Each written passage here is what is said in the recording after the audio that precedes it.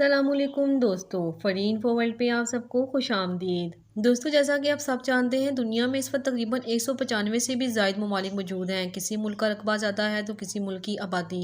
ان میں سے بعض ممالک ایسے بھی ہیں جو کہ آزاد ہیں اور ان کا اپنا ہی ایک آئین ہے، اور یہاں پر رہنے والے لوگ کچھ اصول و ضوابط کے مطابق اور کلچر کے مطابق ہی زندگی بسر کر رہے ہیں۔ اگر دیکھا جائے تو اس وقت چائنا اور بھارت کا شمار ان ممالک میں ہوتا ہے جن کی آبادی بہت زیادہ ہے، اور رقبے کے لحاظ سے رشیا اور کینیڈا دنیا کے سب سے بڑے ممالک ہیں۔ لیکن دوستوں، کیا آپ جانتے ہیں کہ دنیا کا سب سے چھوٹا ملک کون سا ہے؟ اور اس کا رقبہ بھی بہت ہی چھوٹا ہے، اور اس کے ساتھ ساتھ اس ملک کی آبادی بھی بہت ہی کم ہے۔ آج کی اس ویڈیو میں ہم آپ کو دنیا کے سب سے چھوٹے ملک کے بارے میں بتائیں گے، مگر ویڈیو آگے دیکھنے سے پہلے ہمارے چینل کو سبسکرائب کر دیں اور ویڈیو کو لائک کر دیں تاکہ ہماری ہر نئی آنے والی ویڈیو کا نوٹیفیکیشن آپ کو ملتا رہے۔ تو چلیے ویڈیو کا باقاعدہ آغاز کرتے ہیں۔ دوستو، دنیا کے سب سے چھوٹے ملک کا نام سی لینڈ ہے۔ اس کا رقبہ تقریباً 0.025 اسکوائر مربع میٹر ہے۔ اگر آپ اس ملک کو دیکھیں تو لگتا ہی نہیں کہ جیسے یہ کوئی ملک ہے، اور دیکھنے والا شخص حیران ہی رہ جاتا ہے کہ کیا یہ بھی کوئی ملک ہو سکتا ہے۔ مگر آج ہم آپ کو اس کے بارے میں چند ایسے حقائق بتائیں گے کہ آپ خود سوچنے پر مجبور ہو جائیں گے۔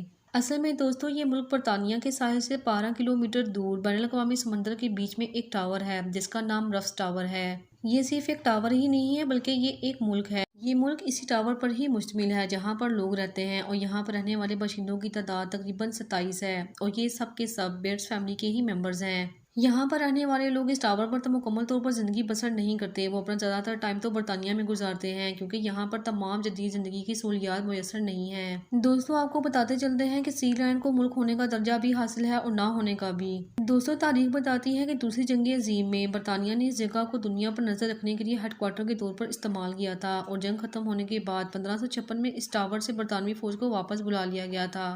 مگر دوستو، پھر سوال یہ پیدا ہوتا ہے کہ آخر اس کو ایک ملک بنانے والا شخص کون تھا؟ سن 1967 میں ایک ریٹائرڈ برطانوی فوجی جو کہ ایک میجر تھا اور اس کا نام روئے بیٹس تھا، اس نے اپنی بیوی کے ساتھ مل کر اس ٹاور پر قبضہ کر لیا۔ یہ بات حکومت برطانیہ کو بالکل بھی پسند نہیں آئی، مگر پھر اس کے بعد 2 ستمبر سن 1967 میں ان دونوں میاں بیوی نے مل کر اس ٹاور کو ایک آزاد ملک کی حیثیت سے دنیا کے سامنے پیش کر دیا۔ اس ٹاور پر ایک جھنڈا بھی نصب کر دیا گیا اور پھر ملک کا نام سی لینڈ رکھ دیا گیا۔ سن 2012 میں روئے بیٹس کے انتقال کے بعد اس کا بیٹا مائیکل بیٹس اس ملک کا بادشاہ بنا، جو کہ ابھی بھی اس ملک پر حکومت کر رہا ہے۔ آپ کو یہ جان کر حیرانگی ہوگی کہ اس چھوٹے سے ملک کا اپنا آئین بھی ہے، اس ملک کا اپنا پاسپورٹ بھی ہے، اور اسی طرح اس ملک نے اپنی کرنسی بھی جاری کی ہوئی ہے۔ اور سب سے زیادہ حیران کر دینے والی بات کہ اس ملک کا اپنا قومی ترانہ بھی ہے۔ باوجود ان تمام چیزوں کے سی لینڈ کو کبھی بھی کسی نے آج تک ملک نہیں مانا ہے۔ اس کی حیثیت دوسرے ممالک کے سامنے آج بھی صرف نارتھ سی میں کھڑے ہوئے ٹاور کی طرح کی ہے۔ اپنی ذاتی کرنسی، آئین اور پاسپورٹ ہونے کے باوجود اس کو آفیشلی کوئی ریاست یا ملک نہیں تسلیم کیا گیا۔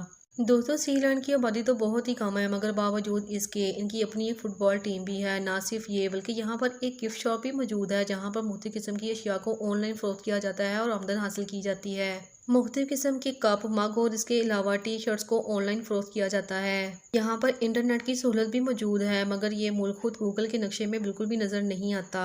دوستو، آپ میں سے کسی نہ کسی کو بادشاہ، شہزادہ یا شہزادی بننے کا شوق تو ضروری ہوگا۔ اگر آپ بھی یہ شوق رکھتے ہیں تو آپ کا یہ خواب دنیا میں ہی پورا ہو سکتا ہے۔ آپ کو بتاتے چلتے ہیں کہ سن 2007 میں بیٹس فیملی نے اس ملک کو فروخت کرنے کی پیشکش بھی کی تھی، اور اس وقت اس کی قیمت تقریباً 1 ارب مانگی گئی تھی۔ شہزادہ مائیکل کے مطابق اس ملک کو آباد کرنے کے لیے اس کی فیملی نے بہت ہی زیادہ پیسہ خرچ کیا تھا، مگر اس کے باوجود کسی نے بھی اس ملک کو نہیں خریدا تھا۔ دیکھا جائے تو یہ سمندر کے عین درمیان میں 2 ستونوں پر کھڑا لوہے کا ایک ٹکڑا سا ہی تو ہے جہاں پر زندگی کی تمام سہولیات بھی میسر نہیں ہیں۔ دوستو، جیسا کہ ہم نے آپ کو پہلے بھی بتایا ہے کہ اس کی حیثیت دوسرے ممالک کے سامنے صرف نارتھ سی میں کھڑے ایک ٹاور کی ہی ہے۔